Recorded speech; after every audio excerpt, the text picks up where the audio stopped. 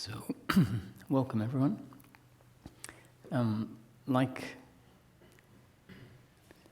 I usually start off these talks, is to start off and put everything in context.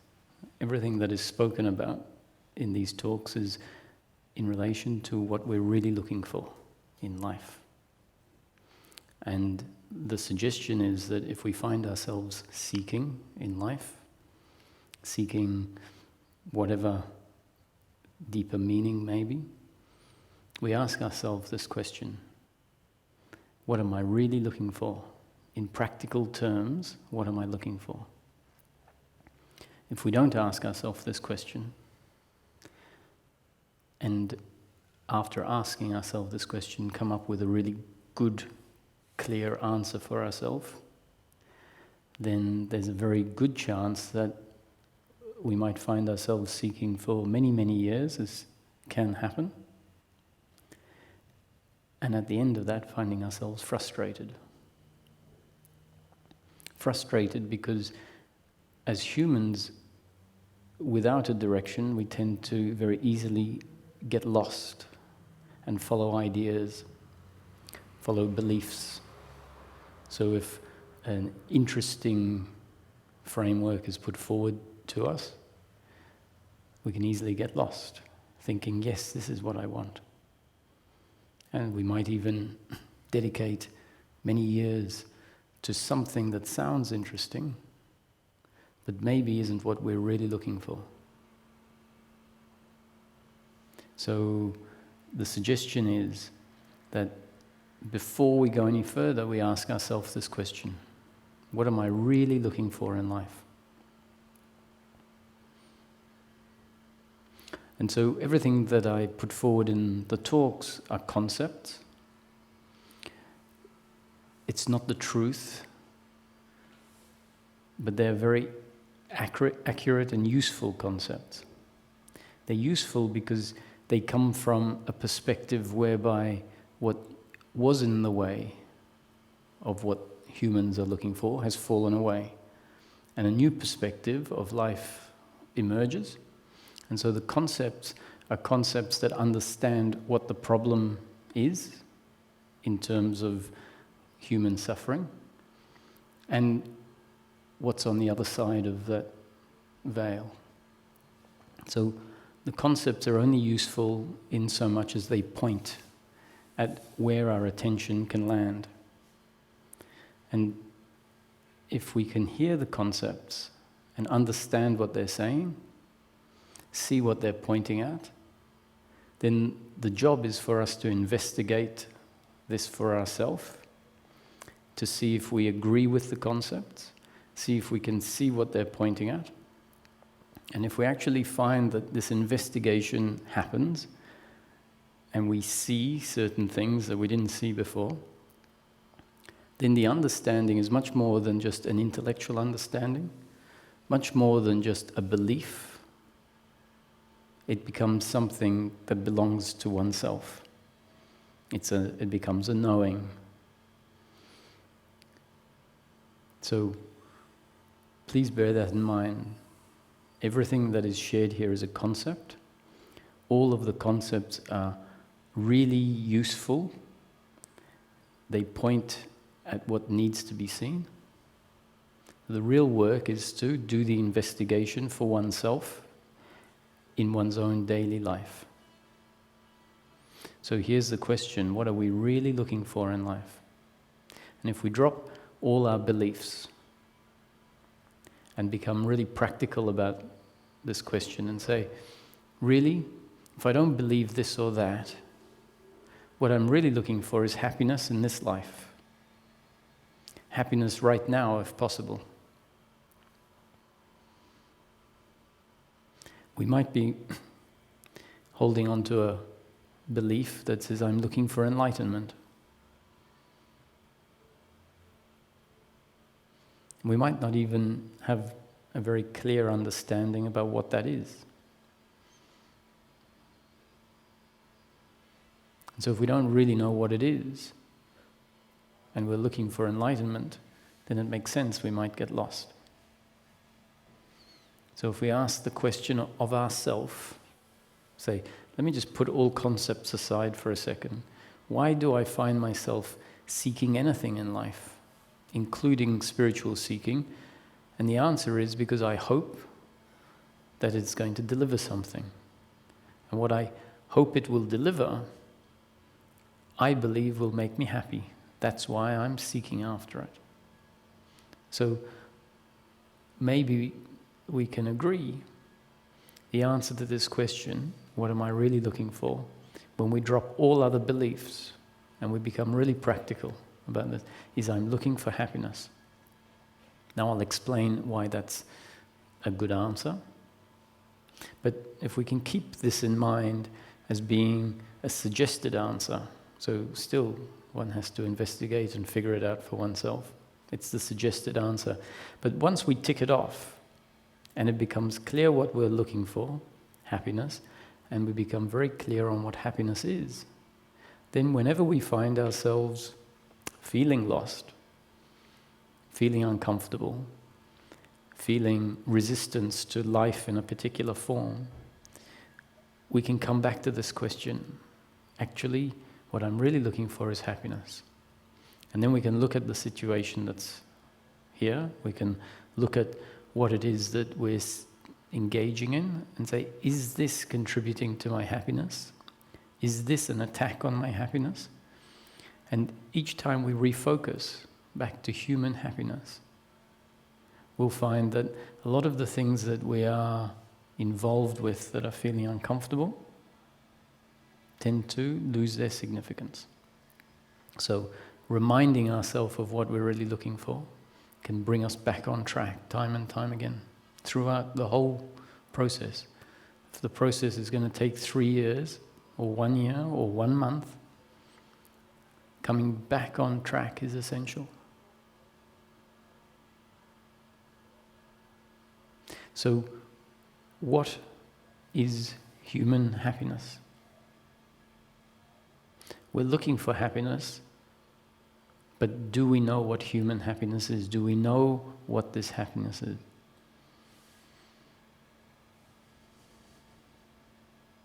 If we look at our movement in life, humanity's movement in life, we'll be able to conclude that the assumption, the belief is that human happiness is to be found in outcomes. The assumption is that my happiness will be there when life looks a certain way.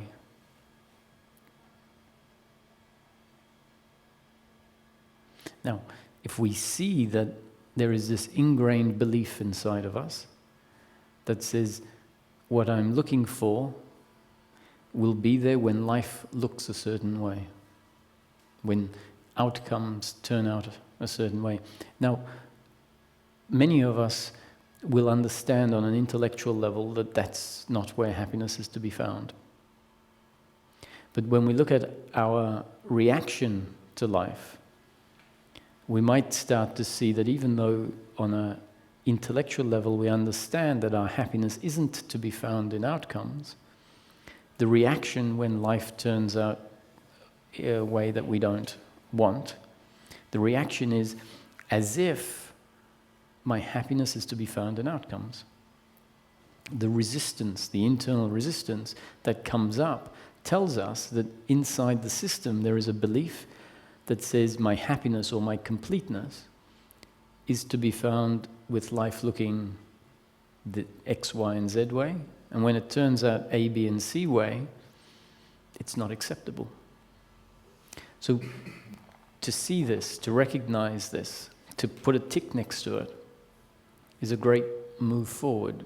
It means we're really starting to see things as they are.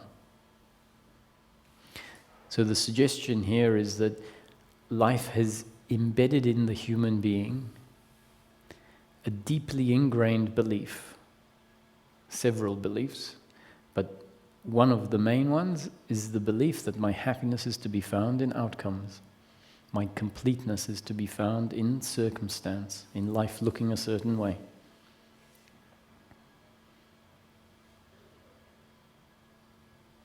it turns out that human happiness is never to be found in outcomes, never to be found in the flow of life.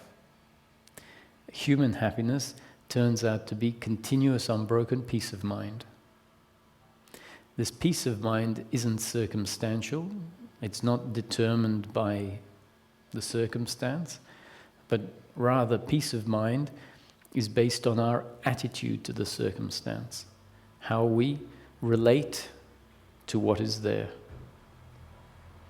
So this deeply ingrained belief that my happiness or my completeness is dependent on circumstance is an attitude, or forces an attitude to arise when life turns out a certain way. It's an attitude of feeling attacked by the circumstance,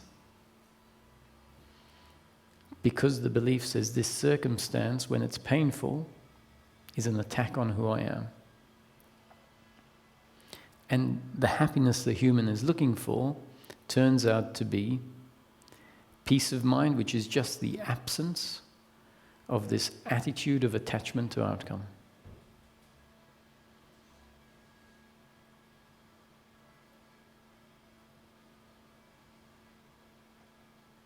So while this deeply ingrained belief is in place, it simply isn't possible to be happy. Every time life turns out painfully, and even when it's turning out pleasurably, there are a series of reactions inside that prevents peace of mind from being there. It's not optional. This reaction that happens isn't something we choose to do. You don't say, okay, now I'm going to choose to resist life. Resistance happens. And we feel it, we experience it.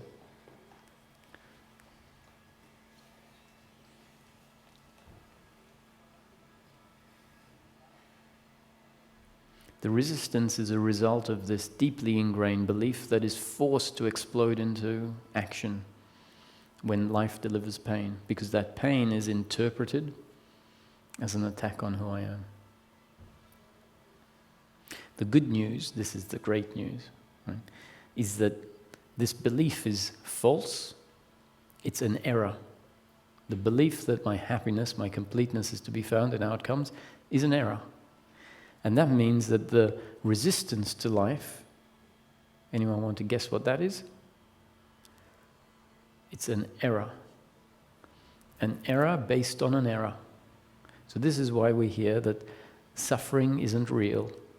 Now, when we hear suffering isn't real, it doesn't mean that it doesn't actually arise. It doesn't mean that we don't feel it. In fact, suffering is an uncomfortableness with oneself, an uncomfortableness with the other, an uncomfortableness with life. It's one of the most uncomfortable feelings there is. And yet we're told suffering isn't real.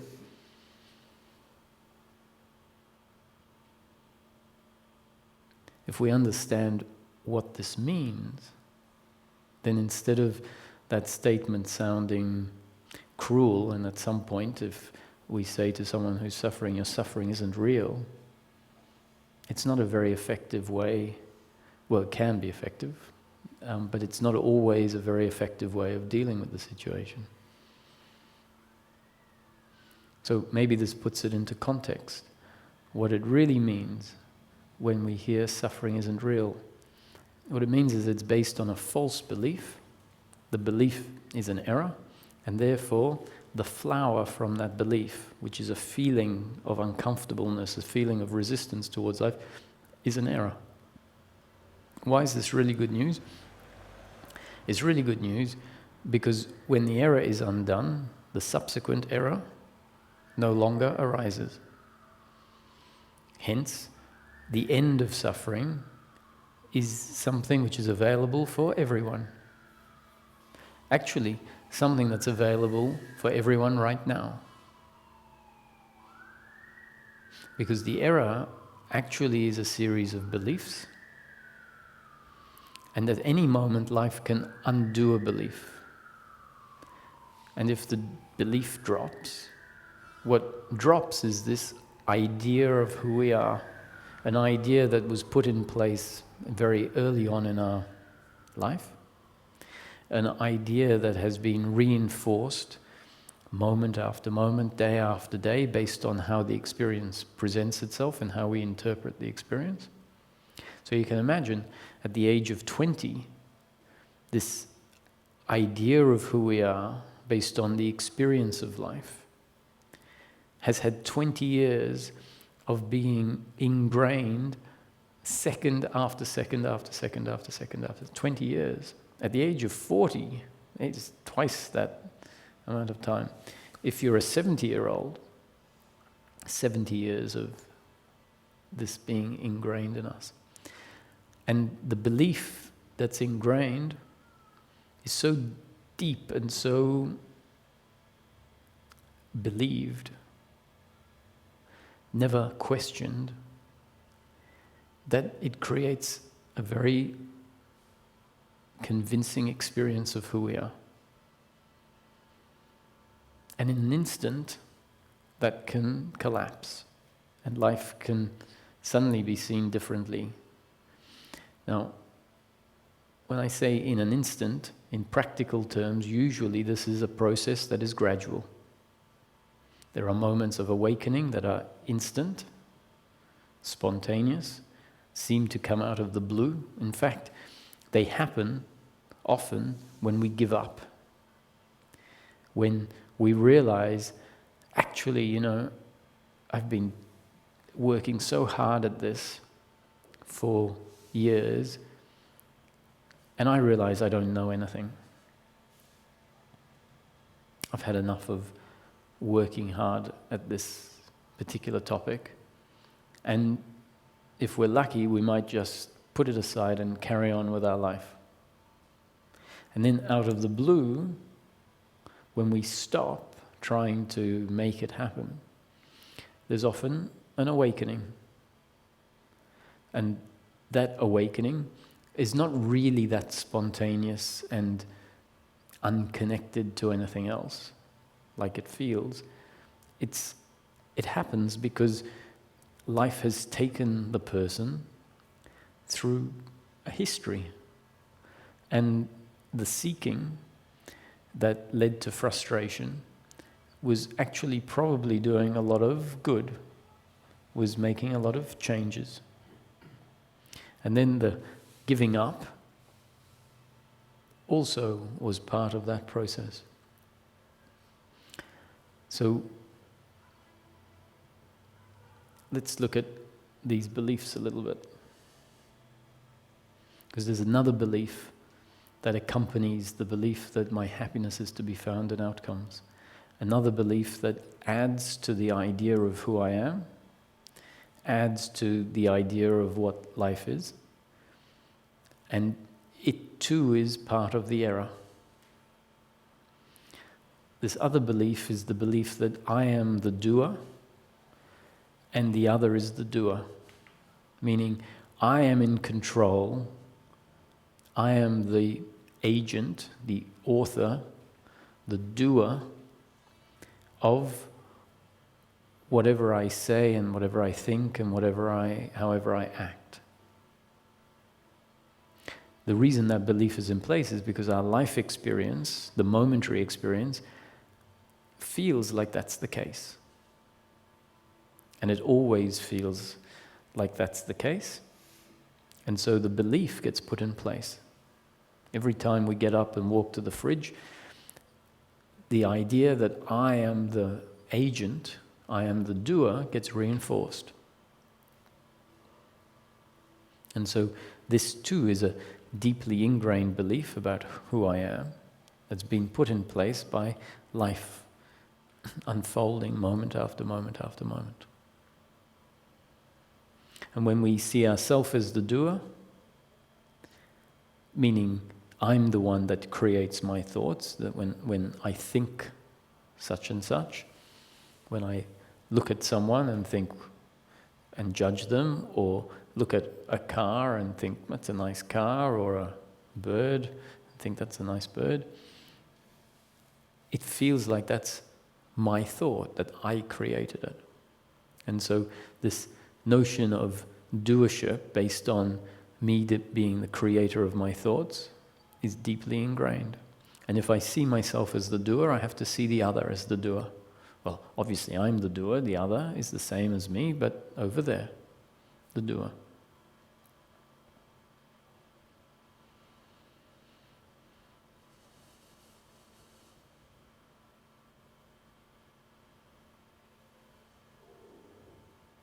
This too is one of those errors.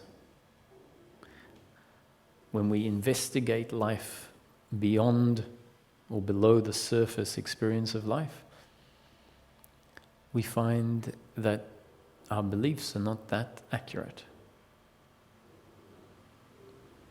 So let me reiterate, what we're really looking for is happiness. Where we have been looking for happiness in life, humanity for thousands of years has been looking for happiness in outcomes. It turns out that our happiness is never to be found in outcomes. Our happiness is always attitudinal. It turns out that happiness for the human being is continuous, unbroken peace of mind, regardless of the circumstance we find ourselves in. Happiness is the absence of suffering. Happiness for the human is the end of suffering. The two deeply ingrained beliefs that create suffering, remembering happiness is the end of suffering, the two deeply ingrained beliefs that create suffering, the belief that my happiness is to be found in outcomes, and I am the doer and the other is the doer. So all of these words, concepts. What does it mean by my happiness is not to be found in the flow of life, concept. The flow of life equals circumstance, concept. The flow of life is pleasure or pain, concept. We will experience pleasure when the flow of life, the outcomes in the flow of life are in line with our biological preferences, concept. We will experience pain when the flow of life is not in line with our biological preferences, concept.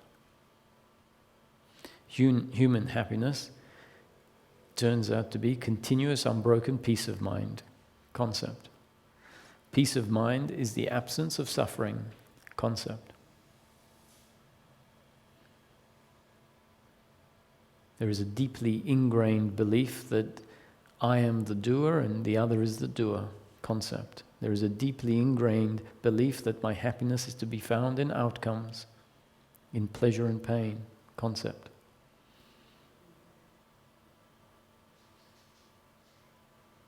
So when I'm speaking to the working mind, the part of the person that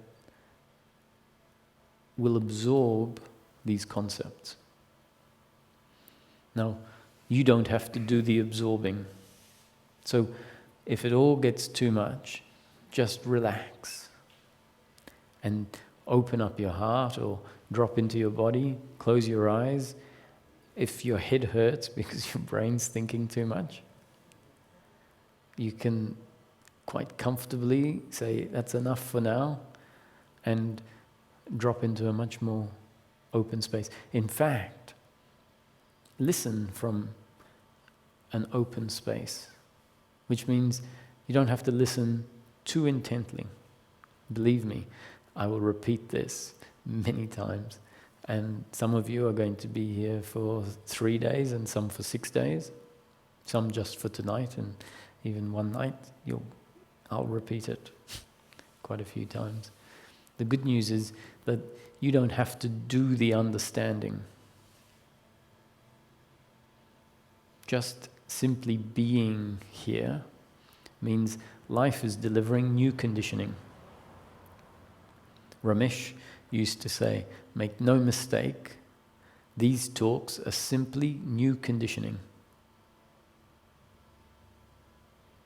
This, for those who aren't familiar, is Ramesh Balsekar, who was my teacher. I came across Ramesh in 2005 in Mumbai. He died in 2009. And a lot of what I share is in line with the teachings he put forward. So Ramesh would say, make no mistake, the concepts, the talks here are simply new conditioning. How this new conditioning will affect our up-to-date conditioning is not in my control, and it's not in your control. The concepts, some of them will fly over our head, some of them will be understood and we won't like them. Others could penetrate straight into the heart. And which way a concept lands, not up to you or me. Once again, we think we're the doers. We think that if I'm going to understand it, I need to work hard at understanding it. This is sort of an analogy, is like I'm throwing mud at you and it hits or it doesn't hit. So tomorrow, some of these concepts, my happiness isn't to be found in the flow of life. You might see it arising in your head. If it arises, it means that the concept or the new conditioning has affected your up-to-date conditioning. That's why it would be arising. Because whatever arises in any moment is based on our makeup at that particular point in time.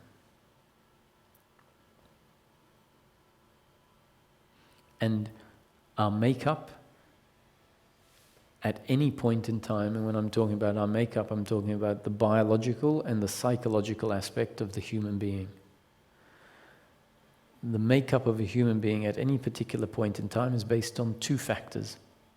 So you might notice these are the concepts carrying on. Based on two factors.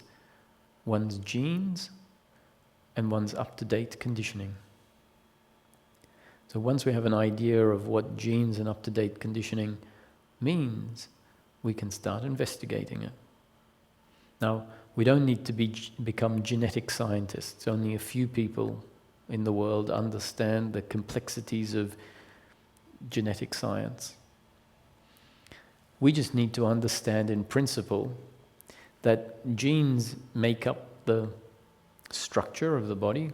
They determine whether we have blue eyes or green eyes, whether we're short or tall, how emotional we are or how brave, how fast we can run, what things we like and don't like.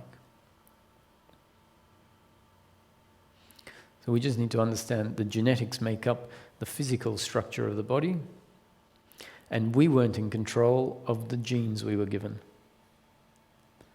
We weren't in control of the parents we were born to, and our genes are a result of our parents' genes. And up-to-date conditioning is the cumulative effect of all of the conditioning that has been delivered to us through the course of our life, moment after moment after moment after moment. Meaning the conditioning we received in our family unit, the conditioning we received in the country that we live, in the political and religious systems that we live, the conditioning from the school that we went to, our friends that we made, events that happened to us throughout our life. Each moment, life is delivering new conditioning. And the new conditioning can add to our existing conditioning or radically change our up-to-date conditioning. So if certain conditioning is in line with the conditioning that has come before, it will strengthen certain aspects of our up-to-date conditioning. And then if we get new conditioning that is radically different, The new conditioning could change our up-to-date conditioning by radically knocking out certain previous conditioning. So at any point in time, we have up-to-date conditioning, which is a cumulative effect of all the conditioning that we've received in life. So in this moment, Roger, on a biological and psychological level, is one way, this way. And in general terms, I can say Roger is this way, and I am this way based on two factors, my genes and up-to-date conditioning. So the genes, you could say, is like the computer, the hardware, and the up-to-date conditioning is the operating system and software. And the operating system and software is continually being updated, continually being affected by new conditioning that life delivers.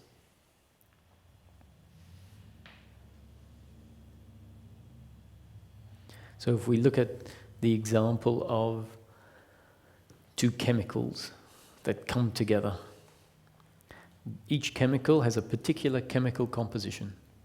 The chemical didn't choose what chemical composition it has. The two chemicals come together, there's a reaction, depending on the chemical composition of the two chemicals that they didn't choose. They don't sit down and have a conference as to how they're going to react. One chemical doesn't say to itself, oh, I'm going to react this way. The reaction is impersonal, based on the environment that the chemicals are in and their particular composition. And if we see a human being, when we look at it closely, when we drop beyond the beliefs, drop beyond the way the circumstance presents itself, so apply a little bit of non-invested critical thinking, hopefully aided by the concepts being put forward, and we'll start to see, wow, whatever I do in each moment is a happening based on something that came before. So I see something, I smell something, I hear something, I taste something, I touch something in the environment. So I see a bird fly across the horizon. I'm not in control of that bird flying across the horizon. I'm not in control of seeing it. And as a result of seeing the bird that I wasn't in control of seeing, a thought might arise. And that thought is based on my genes and up-to-date conditioning that I was never in control of.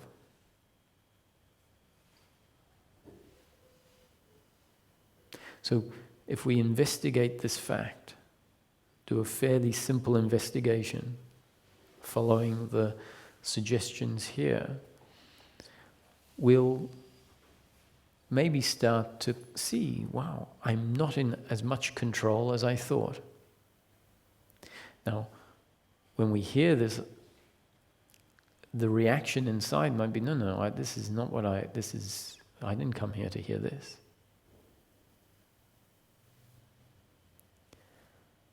So the doer inside of us, the belief in personal doership,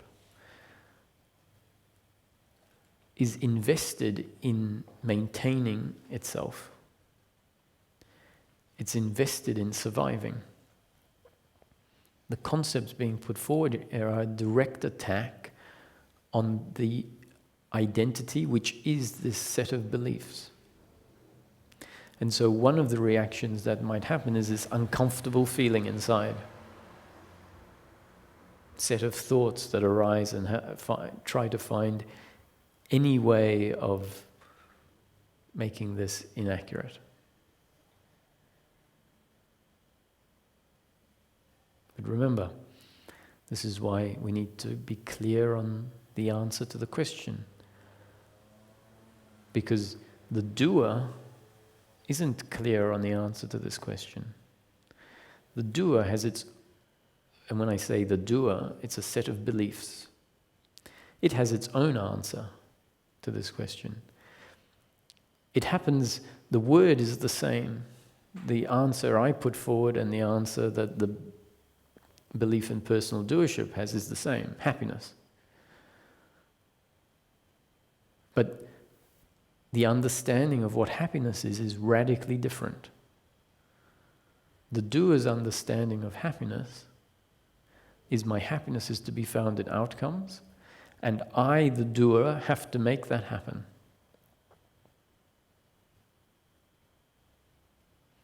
What happiness turns out to be is continuous, unbroken peace of mind, never to be found in circumstance, always based on our attitude to circumstance. And the attitude of unhappiness, which we can observe for ourselves, is the attitude of believing that I'm the doer and that my happiness is to be found in outcomes.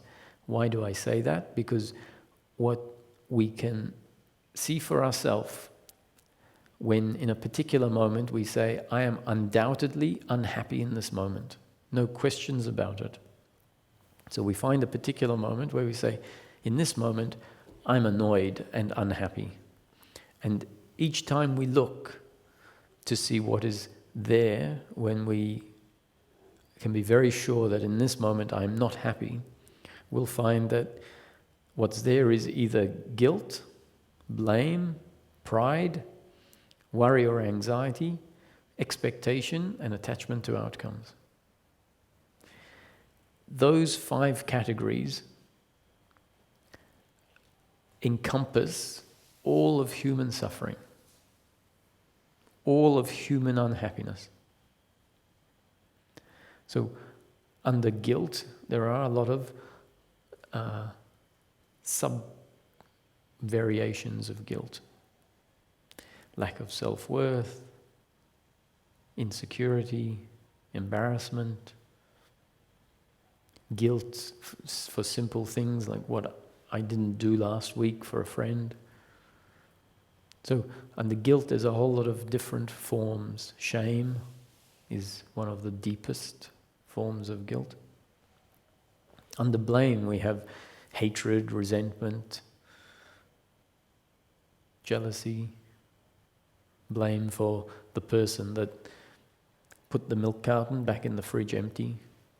So we go to get milk to put in our tea or coffee.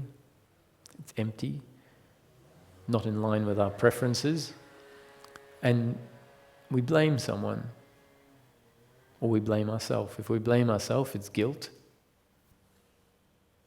I'm not good enough. Oh, here I am again. I did it again. I had it on the shopping list and I forgot to buy milk.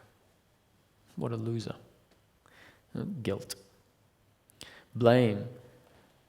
I hate my brother. He continuously leaves no milk for me. So these simple thoughts are what is being referred to. And in their more intense form, it's a very strong feeling in the body, not a thought. When we look at it, we can talk about this over the next few days. Feelings, this is really important, it's not often brought to our attention. Feelings are actually very concentrated thoughts. The feeling of uncomfortableness, emotions, actually are a very concentrated form of thought. And we can see this by diving into the feeling if that happens. When we really feel the feeling and we express it, we'll see that there's a story at the bottom of the feeling. I hate you for having left me.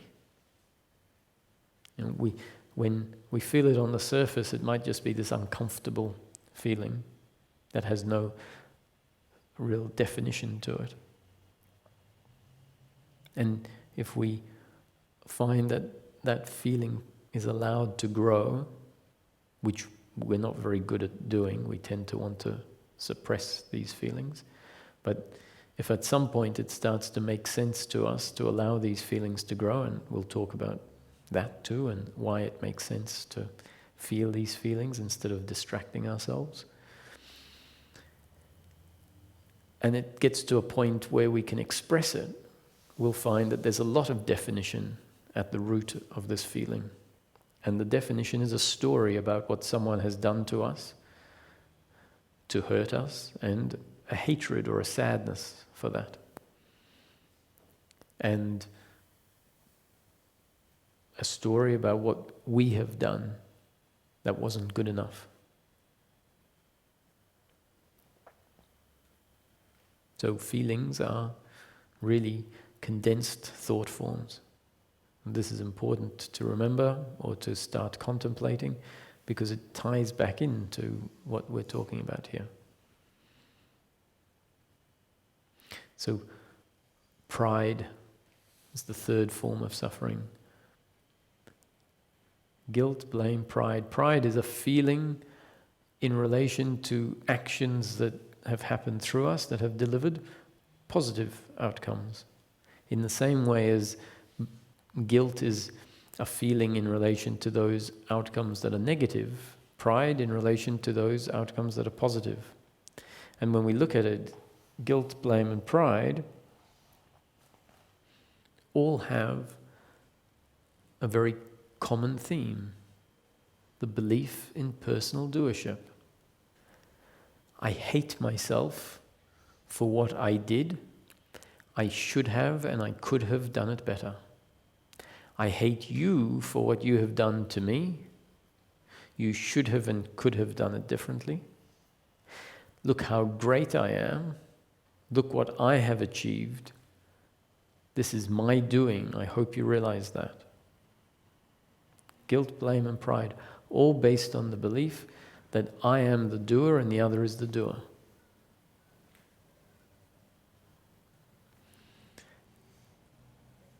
Worry and anxiety is based on the belief that my happiness is to be found in outcomes, that my completeness is dependent on life looking a certain way. And because we've come to see that life is very unpredictable, meaning it delivers pain which is not in line with my preferences, not in line with where I believe my happiness is to be found, then worry arises about what might happen in the future. And when that worry becomes really intense, it arises as anxiety. And anxiety often is felt in the body as a feeling, not so much necessarily recognized as a thought. And when we go into it and feel it, we'll see that there's a storyline at the bottom of it. Worry and anxiety, worrying about what might happen in the future that is an attack on who I am. Anxiety is actually sometimes feeling like it's already happened, this very terrible thing has already happened, and I'm just waiting to find out about it. And expectation and attachment to outcome, also based on the belief my happiness is to be found in circumstance, in pleasure, in outcomes.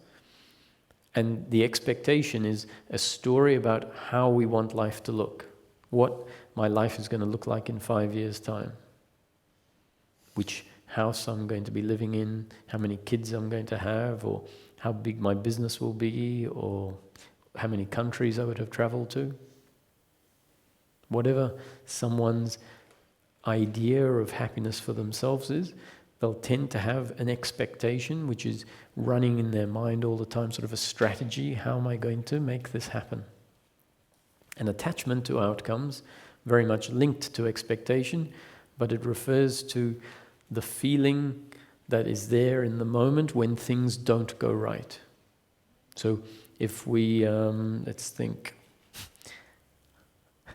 we book a plane ticket, and when we look at it, we see it's booked for 6 a.m. and we turn up at the airport at 6 p.m. And the people at the counter say, sorry, this flight left 12 hours ago. And that's pain in the moment. Attachment to outcome is the feeling that says, no. this can't be, and feels completely uncomfortable with the situation. Right? The fact is, that is pain in the moment. So on one level, or on the level of pain will be there. The attachment to outcome is not the experience of the pain, and in this case it's financial pain, not physical pain. The attachment to outcome is our resistance, our non-acceptance of how this could have happened. And then, along with that, what's probably going to be there is blame for someone. I have to find someone to blame. It was the computer system's fault. The website isn't designed properly. I'm sure that I put 6 p.m. and not 6 a.m. Something's gone wrong somewhere. Or it's guilt. Here I've done it again. I'm not good enough. And these different forms of suffering, in their very many different suits or costumes, are continually arising as life unfolds. So what are we really looking for? We're looking for happiness. Happiness is never to be found in outcomes. The deeply ingrained belief is contrary to that. Happiness turns out to be the end of suffering. Suffering arises in these 5 forms: guilt, blame, pride, worry, anxiety, expectation, and attachment to outcomes. These 5 forms, when we look at it, the linchpin, the ground on which these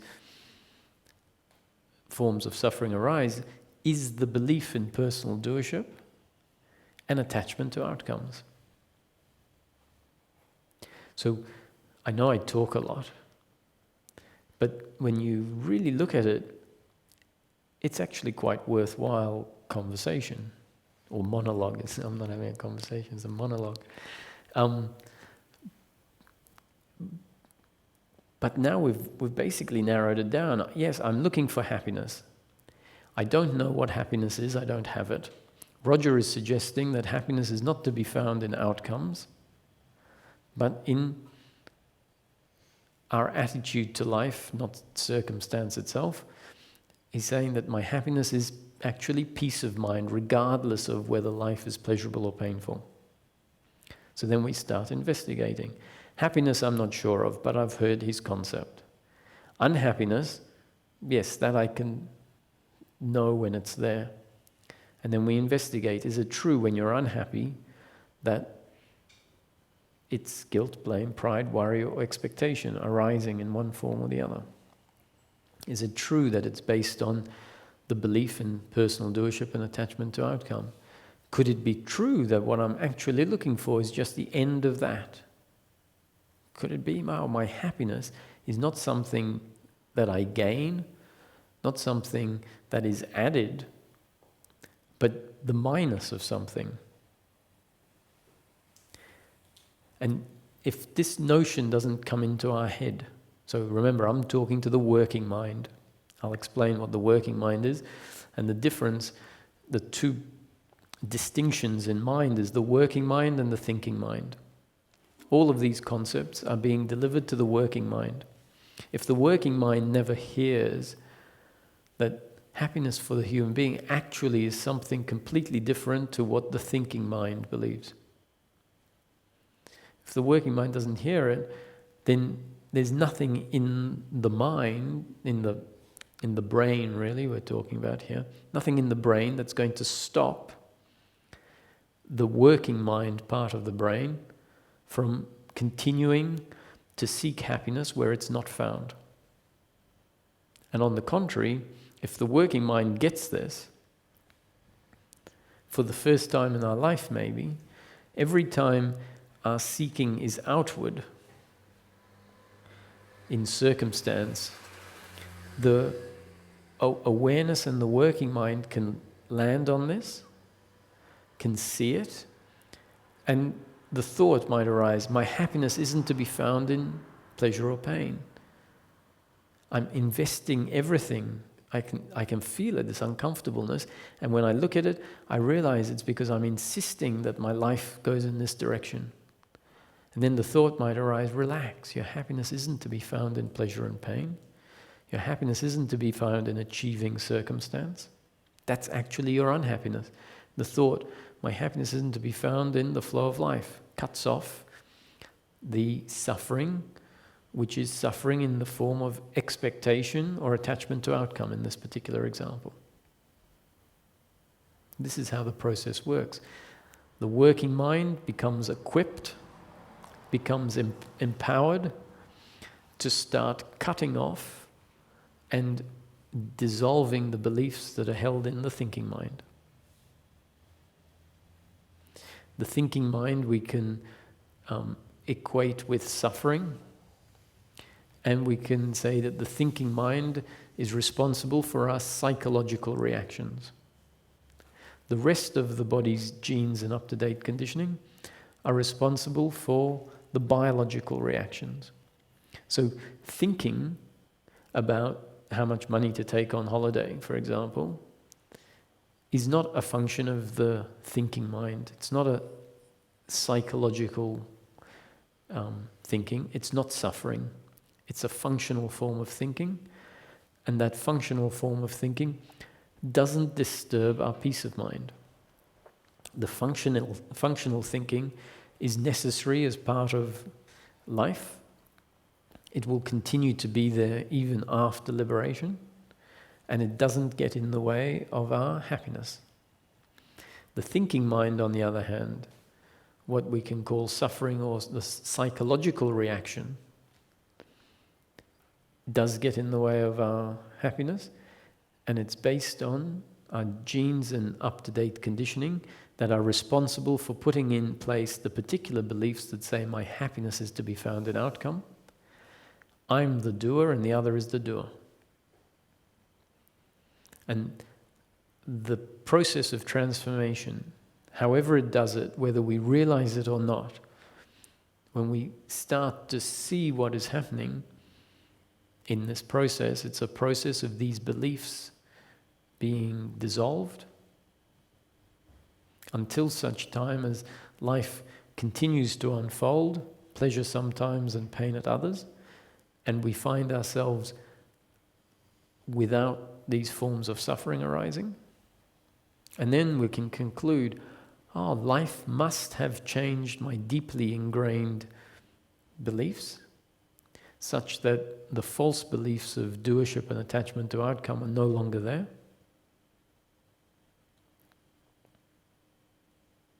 And as a result, I find myself living in life, experiencing pleasure sometimes and pain at others. And yet, peace of mind is continuous and unbroken.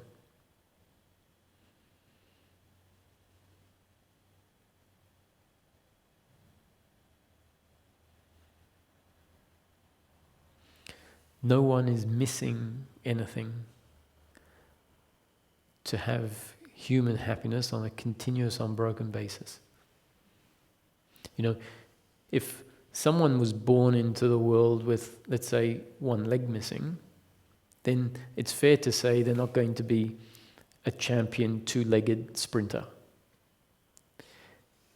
Because they might, let me be clear, they might become a very adept disabled sprinter, but they'll never be a champion two-legged sprinter because they're missing a leg. They just simply fundamentally can't be a two-legged sprinter. So in that case, it's not that person's birthright to be a two-legged sprinter. Whereas every single human being has everything that is needed in order to be happy.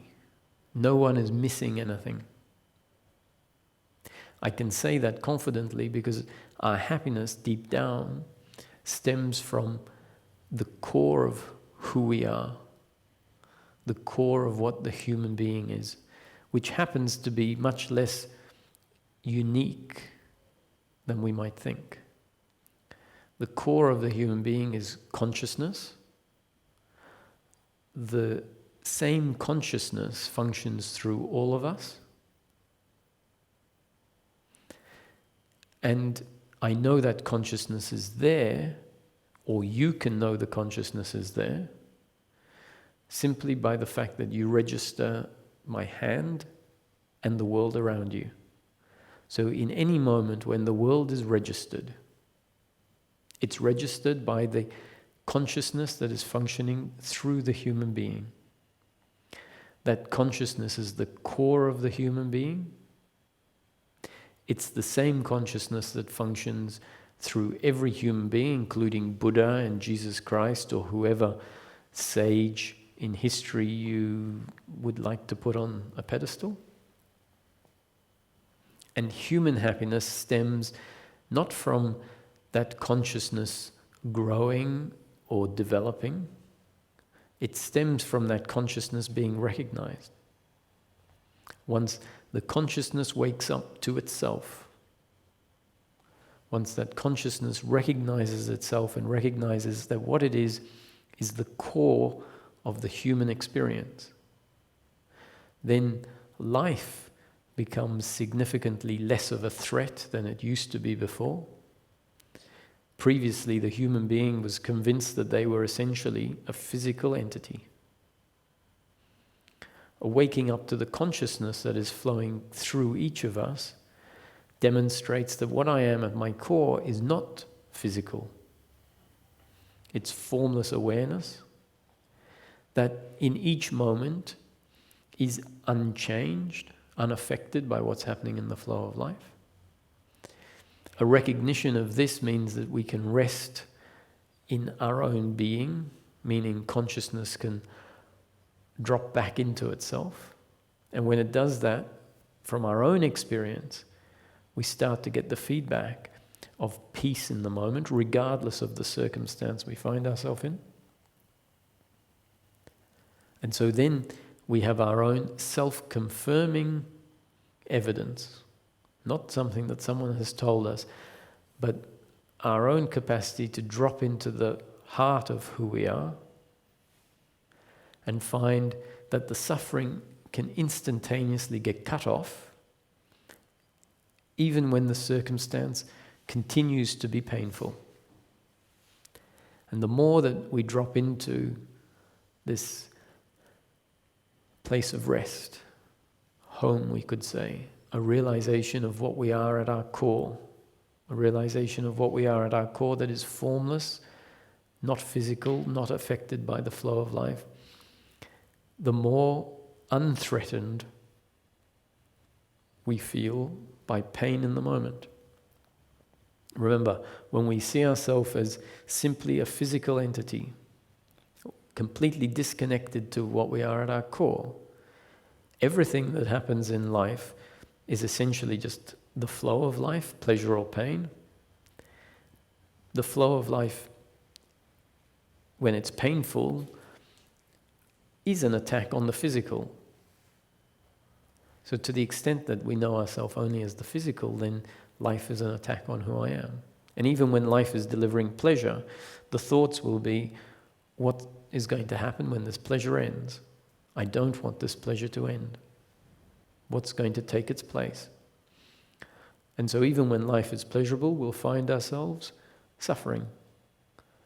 Certain thoughts disturbing our peace of mind and disturbing our enjoyment of the pleasure in the moment.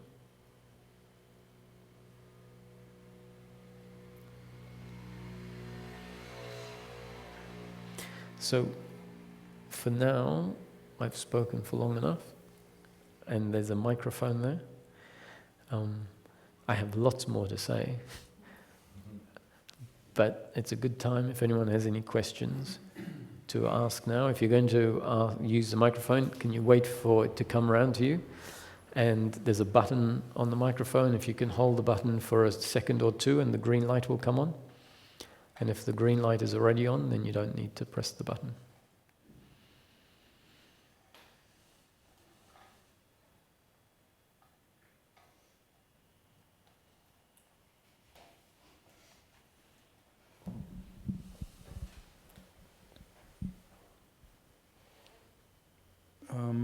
Hello. So I can really agree with what's being said, but sometimes question comes, at least for me personally, it's maybe the most relevant, even though the relaxed feeling is here, but sometimes mind plays with questions as regarding to future, which is certain for all of us in physical form. It's death. Mm. So it's the only mind's game that plays and takes place. So this formless awareness is couldn't be explained to oneself so easily. So that's maybe the answer why it comes up. So if you could have any thoughts on that, maybe. Mm-hmm. So you're saying that even though peace is here, the subject of death still arises? Exactly, for a feed to thought, for thinking, not as a real disturbance of peace, but something to which is searched for an answer, maybe. Mm-hmm. Okay. Well, so you know when you go to sleep at night and you have deep sleep, or if you find yourself in meditation and it goes deep, sometimes to the point where when we come back, we almost we might even say, well, I fell asleep. Where there's so much relaxation, there isn't even awareness anymore. Awareness of there's no awareness of anything. There's absolutely no problems in that state. It's great. It's a great relief from the burden of the flow of life. Even when life is peaceful, it still can be hard work. The body gets tired, things to deal with. We go to sleep and it's just a relief from that. So death to me is just a great version of that. Right? There's nothing to be scared of, no one to be upset. People in life, when someone died, they can be upset. But death for me is the end of life. And this is a bit of a controversial topic in a sense, because someone will say, well, you haven't died, how do you know what death is? I have some answers for that. On the one hand, well, it sounds like logically that makes sense. And still I'd say I have no doubt, and I use the word loosely when I say no doubt, because I don't hold anything absolutely. But what makes most sense to me, based on an investigation of life, so when we come to know life fully, the understanding of life fully, in my mind, means I know death. Life is the presence of experience. So we've only ever experienced life as an experience in this moment. In this moment, there are memories of having experienced life some other time. That is a memory in this moment. And even if there was another time, that other time, essentially at that time, was a present moment experience, like this. So we've only ever experienced life as the present moment experience. And in order for there to be experience of the trees and the chairs and the people and the body, our own body, which for a long time we assume is the subject. The body is the subject that observes all the other objects outside. If we come to investigate the present moment more and more, it's clear to many of us that the body actually is also an object in the experience, an object just like the other people and chairs and trees. And we might be able to see that the present moment is a single experience arising in consciousness. That the experience is designed to seem like many, but just like a single painting that has many trees in it and many birds and flowers, the content is designed to appear like many, but actually it's a single painting. So we can come to see that life is a single momentary experience, witnessed, experienced, not by the body. The body is part and parcel of the experience, but witnessed by something that is aware of the experience. You can't have experience unless there is awareness of it. So that, quite simply, is my definition of life on a fundamental level. On a fundamental level, life is a momentary experience experienced by consciousness. What is experienced is not separate from that which experiences it. And so death, and I'm not necessarily talking about physical death of the body.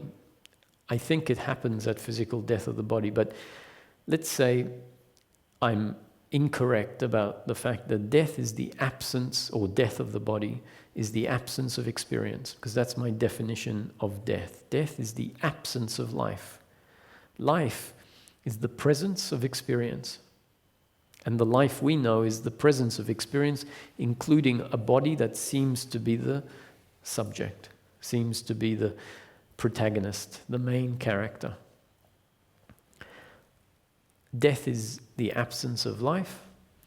And so if, when the physical body dies, let's say I get stabbed in the chest by someone and the knife is sticking out, and I start to feel like I'm leaving, and I'm looking at the knife, and then that's it, I die, physically die.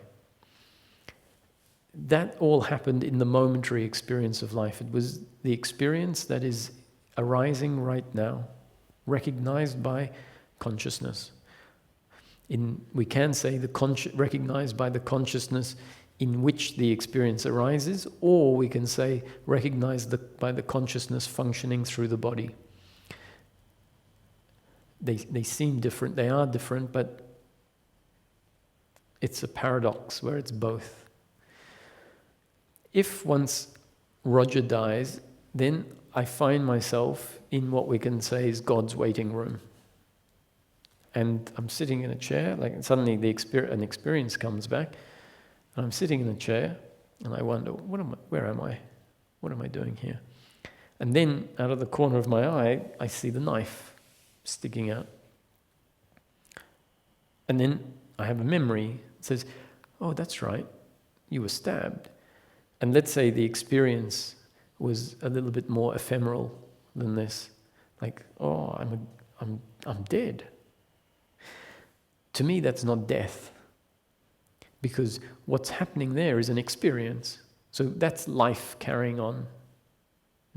That's not death. That might be what we call death of the body. I don't suspect, let me be clear, I don't suspect that there is a story that carries on after death of the body, but if there is, okay, it's just a continuation of life on a different plane, let's say. But to me, the same awareness would be there, aware of the experience of me sitting in a chair in God's waiting room. And if the door opens up and they call my name and I have to go in there, the God that is there talking to me is an object in the experience. And the awareness that is aware of the current experience knows that any objects are part of the experience and are not fundamentally real. And at some point, my theory here, my concept that's being put forward is that even that experience will come to an end. And somewhere along the story, the experience will end and there will be nothing. There'll be no Roger, there'll be no God, there'll be no awareness of nothing. So that's death for me, the end of the experience. Why is it not scary? Why is it not something that disturbs peace? Because as you correctly say, death in the story of life relative to the body is the ultimate assault on the body. Even if you live a blessed life where this wouldn't happen, but let's say for the case of this example, there's pleasure, pleasure, pleasure, pleasure, pleasure, pleasure, pleasure. Death is an assault on the body. So why is it, after certain shifts happen, why is it that death doesn't pose a problem, given it is the assault, the final assault on the body? And my answer is that prior to recognizing this consciousness, our idea of ourself is based on the experience, and the experience is largely that we are a physical entity, separate, independent, walking through an objective world, meaning that there is a rock called Earth floating in space or spinning in space, and we're on it and we move through life. So we're a physical entity in a physical objective reality world, and what I am is separate, unconnected to anything else. And with that idea of myself, life is very scary, and death, being the ultimate assault on the body, is the ultimate attack on who I am. And so deep down we fear death. We either fear the unknown, or we fear what death is going to take away from us, the experience of life. Because the deeply ingrained belief is my happiness is to be found in life, my happiness is to be found in outcomes. We know we're not happy. When I say that, we feel like we haven't fulfilled our purpose. And so the idea that death is going to come doesn't sit with us. We feel, no, it can't come yet. I haven't quite got there. So death is not only an attack on the body, but an attack on where I think my happiness is to be found. When these beliefs fall away, we realize that the human being can be described this way. The human being is impersonal consciousness of source that has linked to a particular body as a vehicle and is functioning through that body as personal consciousness. Personal consciousness is the experience that each of us are having right now. It's an experience, and its flavor is colored by the individualness of who we feel ourselves to be, which is based on the body. So it's an experience that is personal. It feels like it's my experience, me as Roger.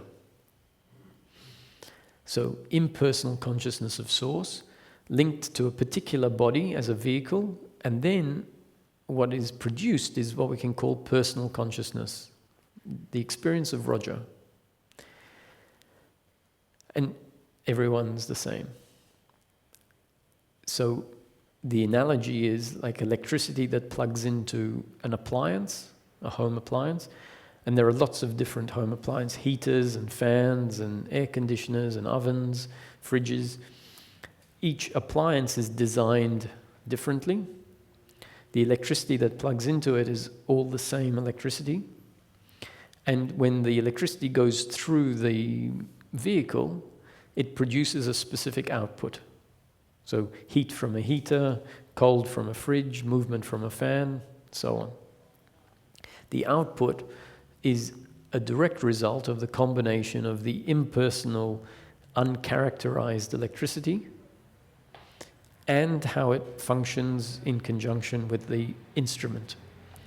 And so human beings can be seen like a whole lot of different instruments being enlivened by the consciousness of source, and the output, which is each person's personal experience, is completely dependent by the physical, the biological and psychological aspects of the body, and then the consciousness that sort of fills the biological and psychological aspects is the consciousness of Source. Another analogy is white light going through a red filter and coming out as red light. The red filter is the body. The white light is impersonal consciousness of Source. And what comes out, the red light, which is a combination of the two, the filter and the white light, is the personal experience. Now, in a sage, okay, so a sage being a name for an enlightened being, the light is still red light. The sage who's enlightened doesn't suddenly become just white light.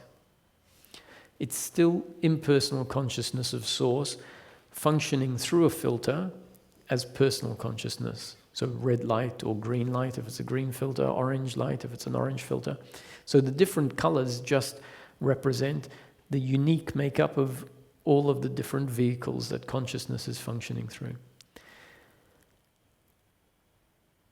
So the Rogerness is dependent on the particular makeup of the body and the consciousness that functions through it. Now, if I'm not familiar with the consciousness that functions through the body, if that aspect of the human being hasn't been recognized, and the funny thing is, it's the very core of who we are, it's always here, it's unchanging at its core, it's awareness and the sense of existence at its core, and yet it can go unnoticed for a whole lifetime. This is the joke. This is why we don't know ourselves, which also seems really strange when you think about it. How can we not know ourselves? We are ourselves, and yet we don't know ourselves because this divine hypnosis has been put in place. The divine hypnosis is a set of beliefs that sort of prevent awareness from landing on itself. And so the core of the human being is not recognized. And to the extent that that's not recognized, all we know ourselves as is the filter. Right? The white light and the red light aren't recognized, and we just know ourselves as the filter. And so life, or death in particular, is the complete assault on what I know myself as, when I only know myself as the physical. Once there's this awakening to what I am at my core is consciousness, there's a realization that when the filter gets destroyed, the red light finishes, because the red light is dependent on the red filter, but the white light is not affected. We then can see that the experience of Roger and the experience of everyone is like a story in a book. And the story is an experience, and it has to have an end. So death is just the end of the experience. To know ourselves as that which is not changing and not touched in the flow of life, which really means to find this field of being and drop into there more and more often so that we know ourselves. To the extent that that happens, then we come to know ourselves at our core as being impersonal, not having any characteristics, not having an age or preferences or personality, at our core. So in deep meditation, we realize there's a sense of awareness and a sense of existence, but the bodily aspects have fallen away in meditation. This doesn't mean that when we function in life, we're not going to feel like we have an age and a gender and everything, but we know that that's just the red light.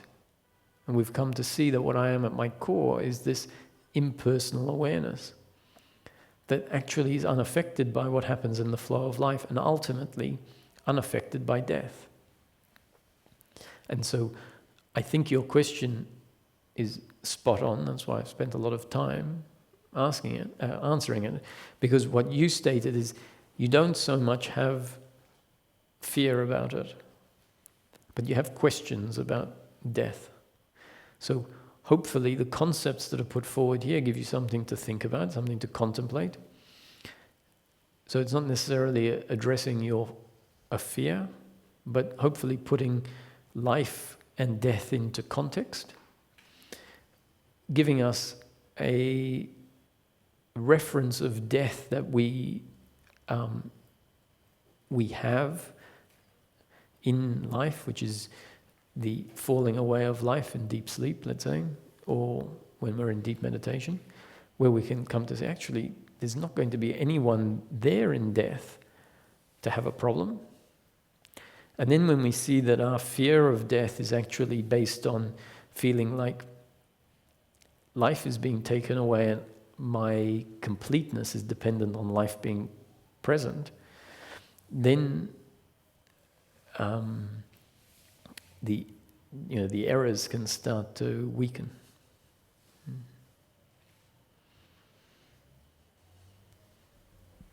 Yes, exactly. Thank you. It was sort of even from a paradoxical perspective, I'm actually asking, because in my experience when my grandfather died, I was beside, and it was even the deepening of this peace when the persons around calmed a little down and I could stay with him in the room. So it's actually even the deeper experience of let's say, if it's non-disturbance presence in life, so to speak, this piece is even deeper in these encounters.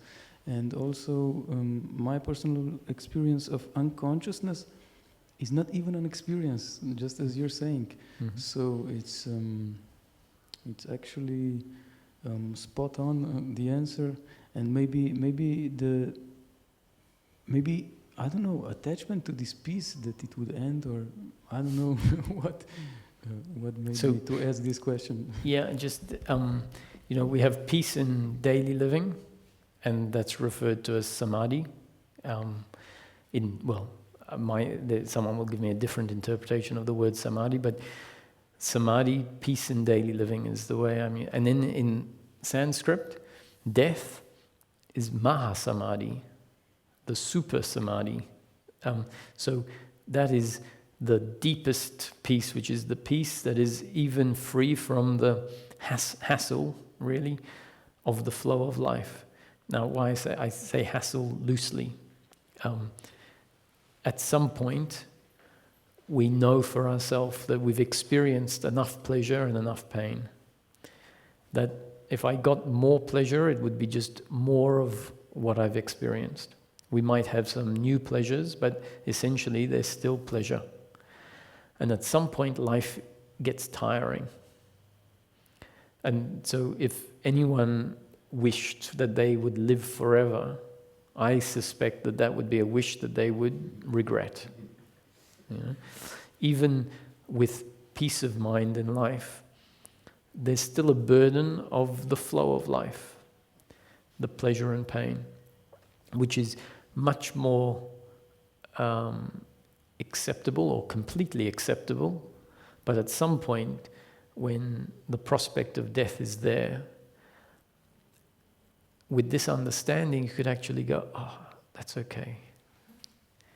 Thank you very much. I've lived a long enough life, however long that is.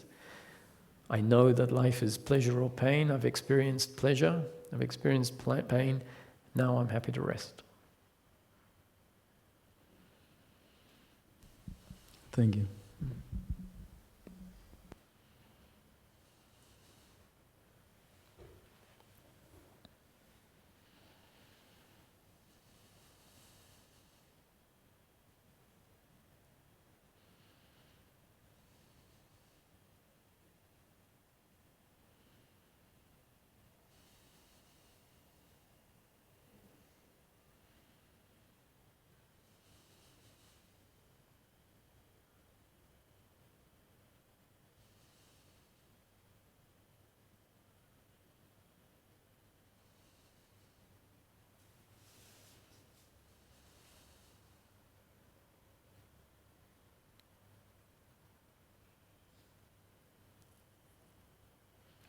So the doer doesn't exist as something that actually ever does anything.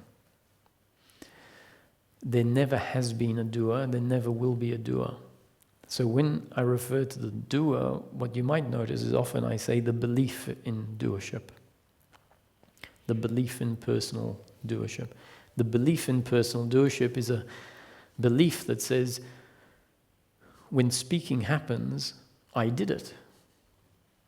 When the body does anything, I did it. So it's a phantom that claims ownership over what is happening. So the doer belief is what veils our true nature. And when the doer belief is in place, it's continually trying to get somewhere. Continually trying to achieve something. And what it's trying to achieve through its different mechanisms is happiness. It thinks that it's going to get happiness by achieving certain pleasures.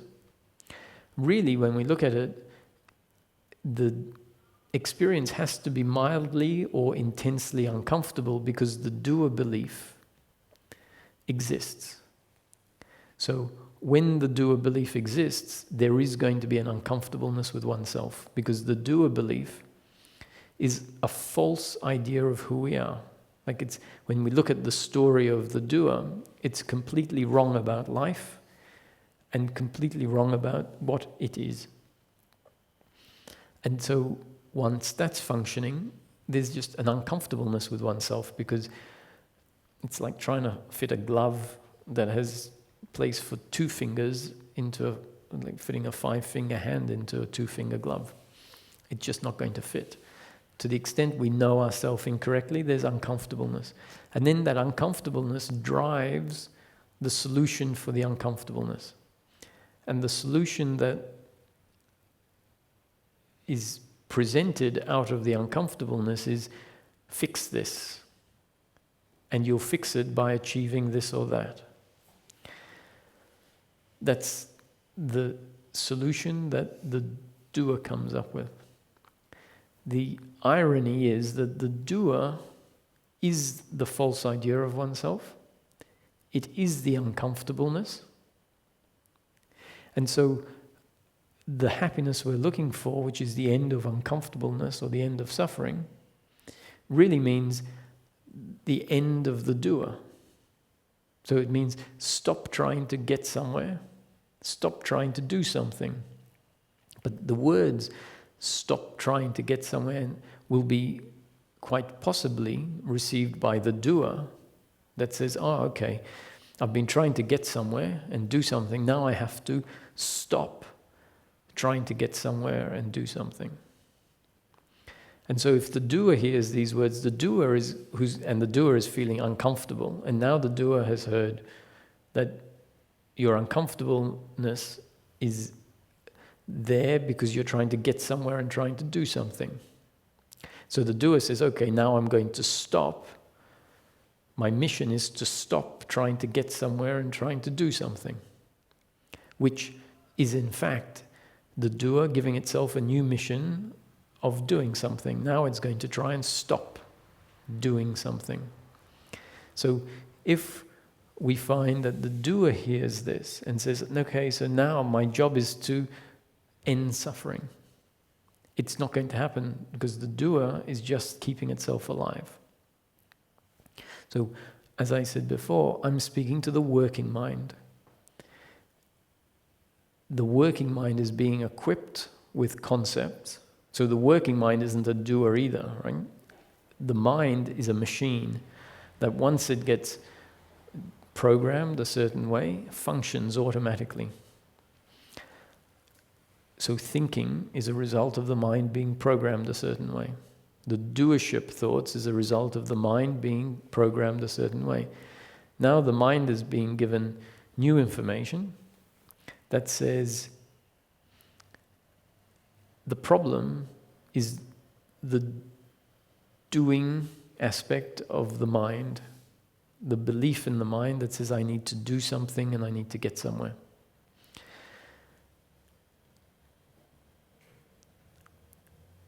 And we're talking about the different forms of suffering, which are this principle. So if awareness lands on suffering when it's there, and it recognizes, oh, that's because I'm trying to get somewhere. I'm trying to achieve happiness through outcomes. And then a thought comes up, now I have to stop doing this. I have to work hard at making sure I don't do this. So that's now the dog chasing its tail. Because the doer is now saying, no, I have to get somewhere, I need to stop doing this. And one day the working mind might see that this is the dog chasing its tail.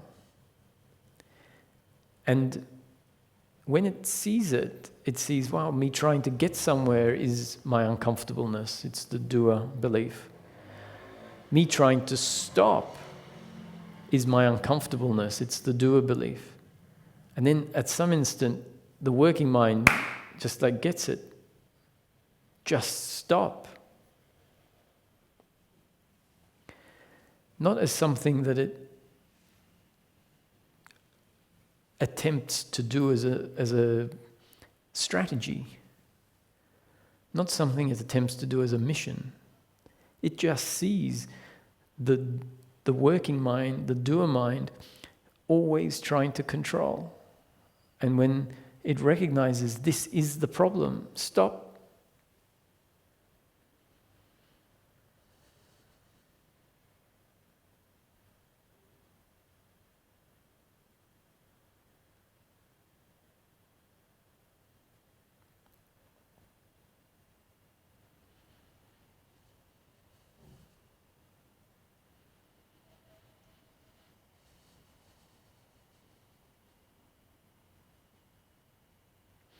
Stopping happens.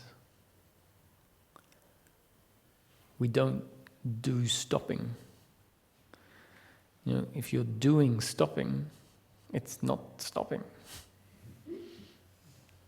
It's like surrender. You can't surrender. If you try to surrender, it's not surrender. Surrender happens when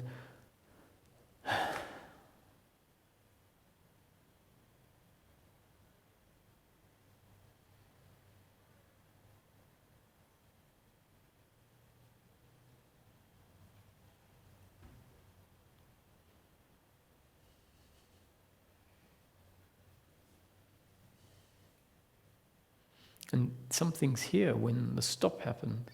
In fact, everything's here when the stop happens. The stop is simply the mind stops. The experience of life is still here. It's like, oh, here I am. It's like, oh, here I am. The awareness and the sense of existence is here to be seen. But not with the mind. If the mind tries to see awareness and the sense of existence, then the mind is looking for awareness and the sense of existence in the mind where it doesn't exist.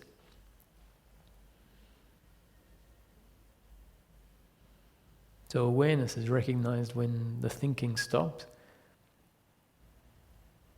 and the life experience is still here.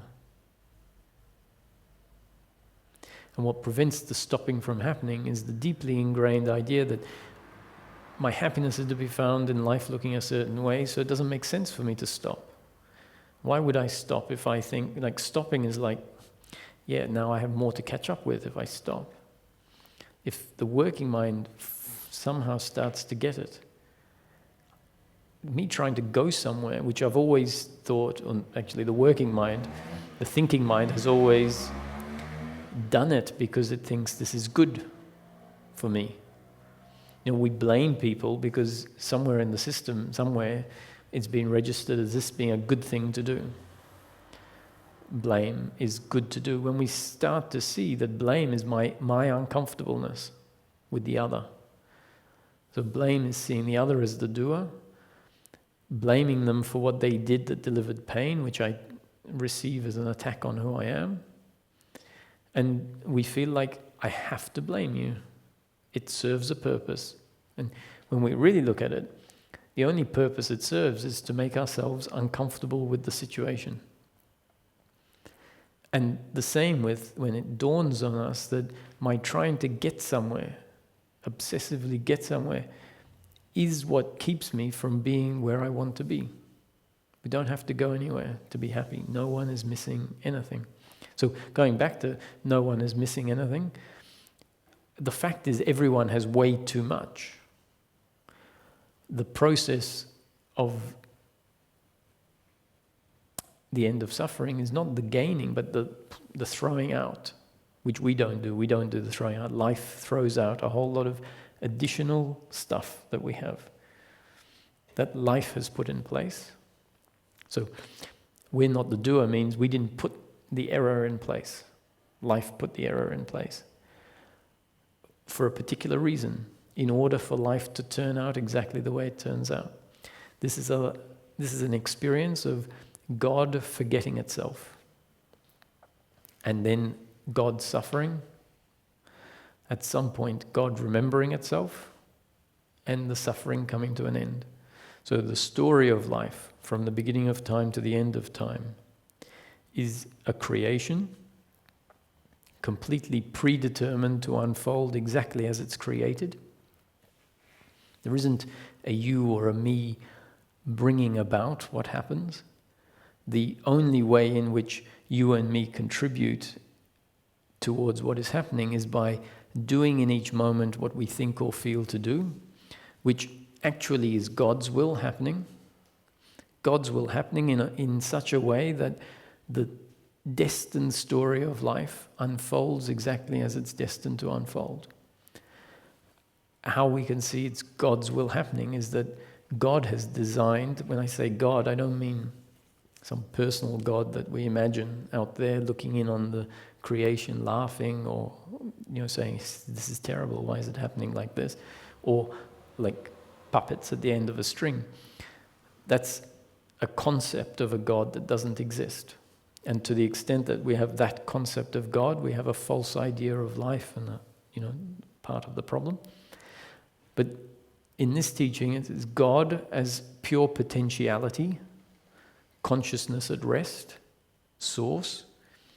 So bubbling potentiality at some point has to manifest. So the potentiality at some point actualizes.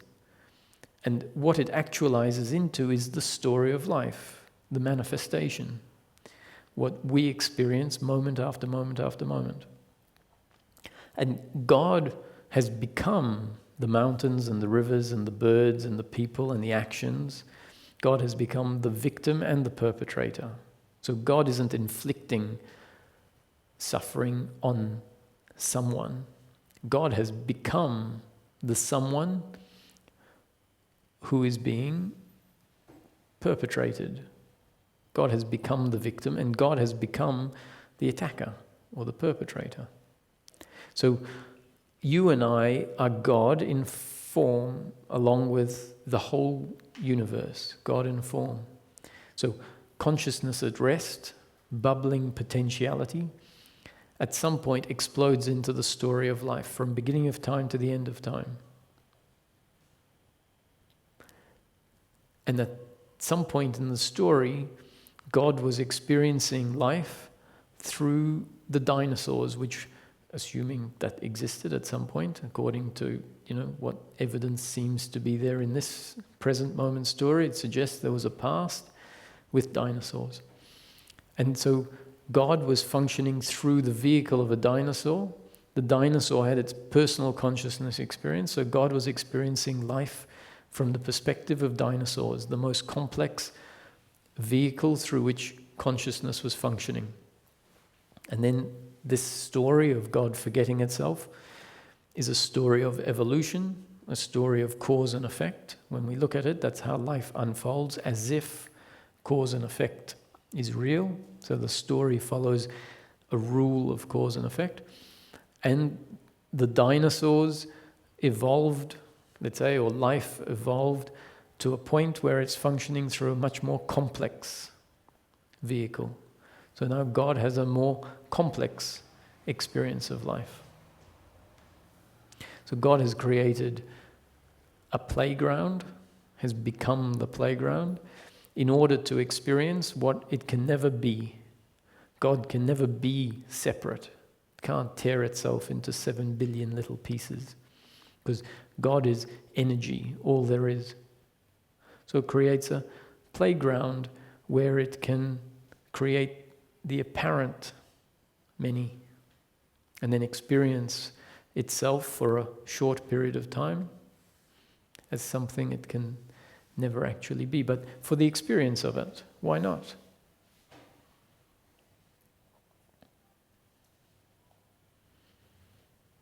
Horror movies are a valid genre of movies. So life, we could say, is a creation of time and space, creation of cause and effect, creation of duality. So within this creation, which is a creation of duality, there is good and bad, big and small, health and disease, wealth and poverty, extremely evil or cruel acts, and extremely kind acts. It's an experience of duality, so it's going to have both good and bad in it. So when we have this question, why did God create poverty? Because he created wealth. Why did he create unkindness? Because he created kindness. And remember, when I say he created, we're saying it, energy, became kindness and unkindness. So the human that is identified with being this and feels like its completeness is dependent on pleasure, pleasure, pleasure, pleasure, simply can't accept or understand pain. It's not acceptable to the human that sees life as my doing and the other doing. It can't be that way. From the perspective of knowing ourselves as something unaffected by the flow of pleasure and pain, then life as a duality is acceptable.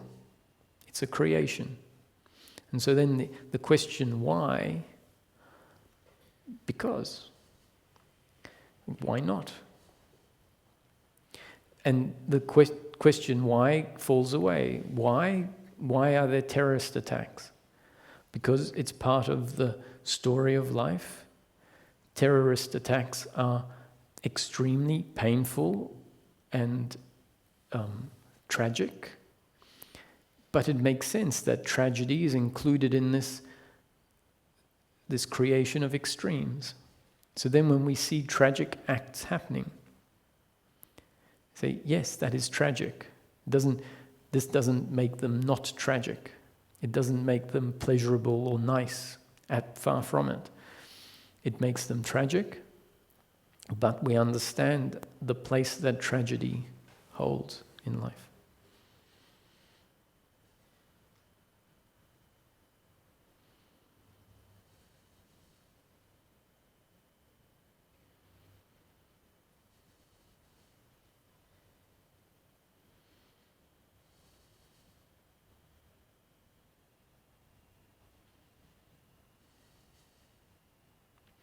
Another way of refocusing our attention, which is important, is to see that the universe in any moment, based on our experience, is about this big. The experience of life is here. To the extent that we have an idea of the universe being massive and that there is a universe out there, that is a belief system about life that prevents life as an experience being recognized. The experience is right here, and the experience extends as far as our field of awareness extends. And the field of awareness that we're aware of is the field of awareness that we can call the personal consciousness, which extends as far as the senses extend. So my universe is this big. If we want to come to know the universe, this is the universe we need to come to know, this present moment experience. The notion that one day I will know the universe. Yeah, I agree with that, but we're not going to know the universe out there. We're not going to suddenly understand all of the cosmic laws. But the very basic, fundamental recognition of what the universe is as an experience is intimately knowable. That means the experience is here right now, and there's nothing outside of the experience. If we're really present, we'll say, I can't confirm that there is Australia and England and America anywhere. That's hearsay. I don't want to believe anything. It turns out that beliefs about who we are and what life is what prevents us from knowing ourselves. The belief that there is a here and a there, a belief that is unchallenged. We don't challenge that there is, an Australia and an England and an America out there. It's like, I'm here, but it's out there. That belief is part of the belief that keeps us convinced that time and space is a reality, not an experience. It keeps us convinced that time and space is absolute, whereas actually it's very relative. It keeps us convinced that the world and who I am is an objective reality. And all of those beliefs which are put in place, not because our parents didn't come around and say, hey, this is an objective reality. The experience itself is designed to convince us of that. So the experience unfolds in a way that makes it seem that the world is continuous. If the experience of life didn't appear moment after moment in a consistent way, a bit like a dream, where a dream can be less linear than what appears in daily living, then we'd start to realize this is an experience. 1 minute it can be this, next minute something else. But the way life is designed is for it to consistently appear as if it's an objective reality. So the experience of life is just before we go to sleep, we're in a bed, in a room. The next experience is of waking up. That's what the experience feels like. Yeah, I went to sleep last night. And we wake up in a room that we see, this is the room I went to sleep in last night. So it's designed to be continuous. And life as an experience is actually not different from dream. Dream is an experience recognized by consciousness. And we can start to see this if our dreams were consistently of the environment that we live in the daily life experience. So with the same friends, we have the same clothes, living in the same house, we'd have absolutely no idea what happened in our dream and what happened in life. So if in your dream you take your clothes to the laundry, and the dream is consistent with your daily life experience, in your daily life experience you'd be wondering, did I take my clothes to the laundry? And you'll have no way of knowing what happened in the dream and what happened in life, which really means life is a dream. The reason we hear life is a dream in wisdom teachings is because it's pointing to the fact life is an experience, a momentary experience that is designed to appear like a reality, an experience specifically designed to convince us that it's something that it isn't. That's why life is an illusion. Life is Maya. delusion. Life is Lila, a play in consciousness.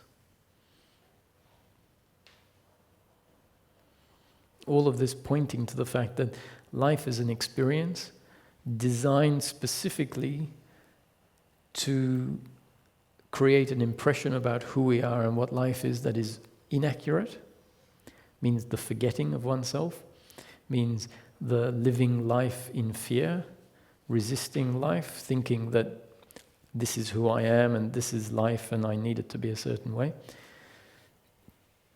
And at some point, an awakening to the fact it's a dream. We don't awaken up out of the dream. We awaken to the fact it is a dream. And then the dream carries on. But now the dream carries on with us being connected to something deeper, meaning that the dream is known to be inconsequential to what I am at my core. In fact, what I am at my core is the very substance in which the dream is arising. What I am at my core is that in which the dream arises, that which is aware of the dream, and that which the dream is made of.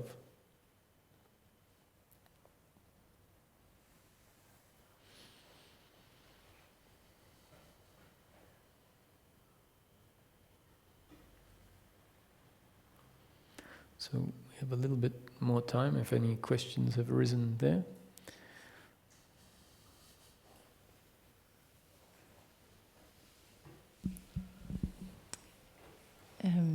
So going back to this belief in doership,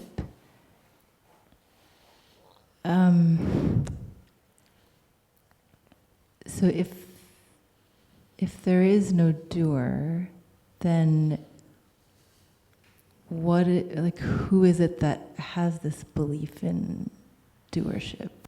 And I'm asking because when I hear that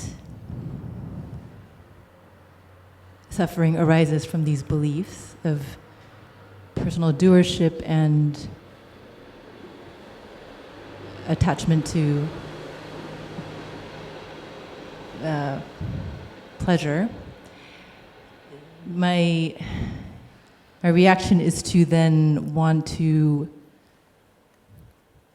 investigate these beliefs with the purpose of undoing them. Mm-hmm. But I don't know if I'm like that dog chasing its tail, where is that coming from a sense of doership? You know, am I trying to get rid of... It can be, but if it arises as a contemplation of these concepts, I mean, even other teachings, but I'm talking about these teachings, if it arises as a contemplation of these concepts, and there is a astute awareness of what suffering looks like, which the concepts hope to put in place. So the concept is that suffering is ultimately an uncomfortableness with oneself.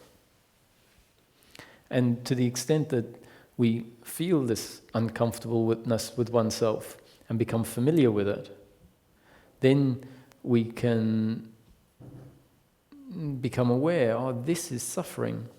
And so if we find ourselves engaging in the teachings in an unhealthy way, meaning if the doer hears something, and then the doer starts trying to achieve something because of what it heard, then suffering is going to arise. That's just inevitable. When the doer is functioning, suffering is going to be there.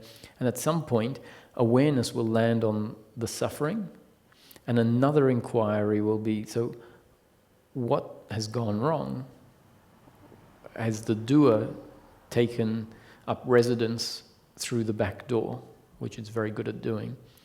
And to the extent that our awareness starts to become more and more finely tuned to what suffering feels like, and it can catch the suffering, and to the extent that the working mind becomes more and more equipped to understand the dynamics that are at the base of suffering, then the combination of awareness catching the suffering and the working mind doing an investigation into the suffering will reveal the doer that's taken hold, and it will dissolve. So your question is, who, if life has put these false beliefs in place, who has the beliefs? And that's an assumption based on our way of seeing life in, we could say in the general terms, where we've believed certain things to be absolute laws. So we're convinced, the doer is convinced that if there is a belief, there must be a believer of the belief. Now, that's an assumption that isn't how the universe works. If there is a belief, there doesn't have to be a believer. In fact, the pointers are pointing to the fact there is no believer. There is a body, which is essentially a biological instrument, a machine, and the machine has been programmed to function a certain way. So the body includes the brain. The brain is part of the body. The brain is like a cookie machine that spits out thoughts. The brain is a machine that spits out thoughts. It's a machine that spits out thoughts that include, I did this, I need this, you did that, you should and shouldn't have done that. And so the thoughts that come out create the impression of a me, a doer. And so this is the thing, if I say in spirituality there's in non-dual spirituality, sometimes in certain teachings we'll hear the question, who wants to know? Who is seeking happiness? Who has these thoughts? And it's like, who? Well, I. What do you mean, who? What it's pointing at is find the who, find the thinker of the thoughts. So when we really look for the thinker of the thought, we don't find anyone there. This teaching is saying that the thoughts arise based on the body's genes and up-to-date conditioning. So essentially saying there is a body with a brain, part of the body. The brain is responsible for producing thoughts, and the thoughts come from the brain's specific makeup, genes and up-to-date conditioning. It's like a computer. If a computer is designed to spit out sentences, spit out words, spit out... Well, I don't use the word thought because a computer needs to produce a physical output like typing or sound. It will do that. It will produce whatever it's designed to produce. And just because it says to you, hi, hello, how are you? Doesn't mean that there is a speaker or a thinker. It just means the computer is designed to produce those words. So this personal sense of a me that's an agent of life is really just a set of beliefs, which is why you're saying it's enough to investigate these beliefs. Yes, even, see, there's a bit of a distinction. The word me often refers to the me that, what used to be referred to as the ego. In this teaching, it's not referred to as the ego. In this teaching, I am the ego. I'll always be the ego. The ego doesn't go anywhere. But you have an ego with the belief in personal doership, or an ego without the belief in personal doership. And so the me aspect is referring to the belief in personal doership and attachment to outcome. So the me is the beliefs and the thoughts that take life personally, that are moving in a certain direction. So the me is the belief in personal doership. That can be completely annihilated.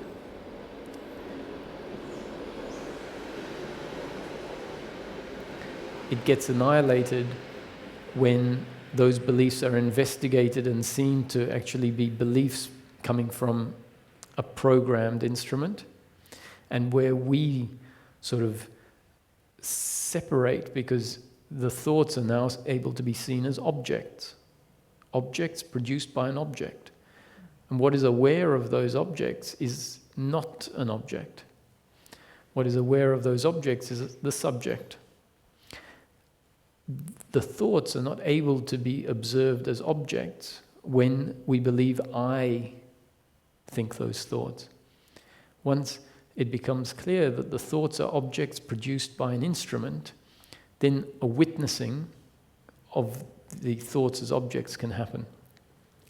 When that is seen, they are seen to be less true than we thought before, and certain thoughts can fall away. That doesn't mean that the personalness falls away. When the belief in doership falls away, there is still the sense that I am Roger.